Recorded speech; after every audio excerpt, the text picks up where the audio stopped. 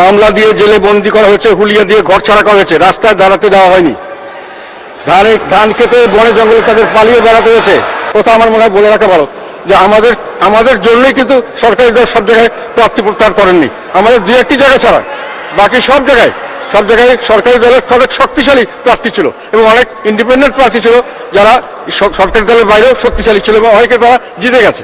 কাজে সেইভাবে আরেকটি ছিল যেটা নিয়ে খুব ব্যাপকভাবে আমাদের অভিযোগ আমাদের অনেক নেতাকর্মী প্রার্থীদের যে ইলেকশন যেভাবে হোক ফলাফল একটা পূর্ব নির্ধারিত ছিল এবং সিট পাঠিয়ে দেওয়া হয়েছে।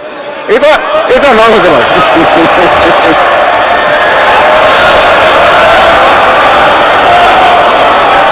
আমাদের কথা হলো দ্বাদশ সংসদ নির্বাচন সংবিধান মোতাবেক ও আইন প্রচলিত আইন অনুযায়ী বৈধ হিসাবে গণ্য করা যায়।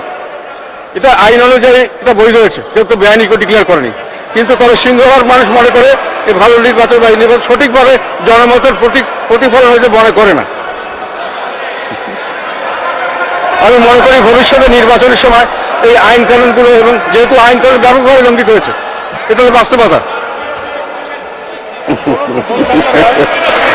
এবং যারা আইন কানুন সদস্যবৃন্দ অনেক সময় এড়িয়ে গেছেন, অনেক সময় আইন কানুন লঙ্ঘনে সহায়তা করেছেন, এটা হলো অভিযোগ।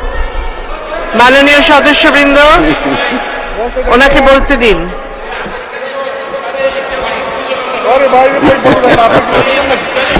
আচ্ছা মাননীয় স্পিকার,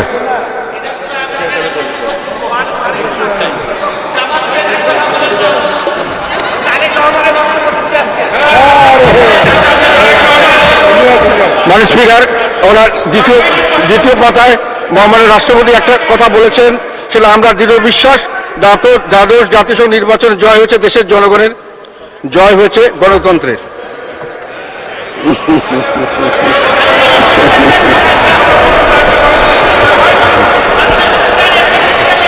আমার জানা মতে দেশের বেশিরভাগ মানুষ এই কথার সাথে একমত নয়। এই নির্বাচনে জয়ী হয়েছে শুধুমাত্র সরকার ও সরকারি দল বাংলাদেশ আওয়ামী লীগ। এই নির্বাচনের পরে সরকারি দল বাংলাদেশ আওয়ামী লীগ ছাড়া জনগণের সাথে সম্পৃক্ততা আছে এমন অন্য সকল রাজনৈতিক দল নিজস্ব নীতি আদর্শ নিয়ে অস্তিত্ব টিকিয়ে রাখতে পারবে কিনা এ বিষয়ে সংশয়ের সৃষ্টি হয়েছে। মাননীয় স্পিকার, এখন স্বাভাবিক রাজনীতি একটি সংকটময় অনিশ্চিত ভবিষ্যৎ দিকে ধাবিত হচ্ছে বলে আমাদের আশঙ্কা। মাননীয় স্পিকার, আরেকটি কথা এখানে বলবো মাননীয় স্পিকার, আমি জানি যে কথাটি হলো উনি পরে বলেছেন নির্বাচন বর্জনকারী দলসমূহ সম্পূর্ণ স্বাধীনভাবে তাদের রাজনৈতিক কর্মসূচি পালন করেছে। এটার সঙ্গে আমরা একমত নই। মাননীয় স্পিকার, নির্বাচন মামলা দিয়ে জেলে বন্দী করা হয়েছে, হুলিয়া দিয়ে ঘর ছাড়া করা হয়েছে, রাস্তায় দাঁড়াতে দেওয়া হয়নি, ধান খেতে বনে জঙ্গলে তাদের পালিয়ে বেড়াতে হয়েছে।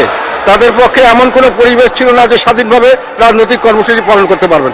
মাননীয় স্পিকার, শেষ কথাটা এখানে বলি,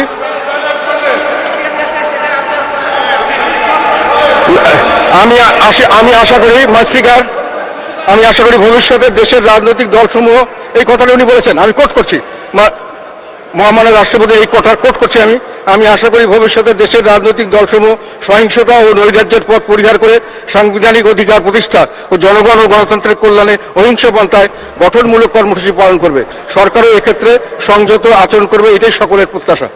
মাননীয় স্পিকার, আমি ওনার এই কথার সঙ্গে একমত, তবে এখানে আমি একটু বেশি করে এমফাসিস দেব, সরকারও এক্ষেত্রে সংযত আচরণ করবে, এটার প্রতি আমি বেশিভাবে এটা একমত।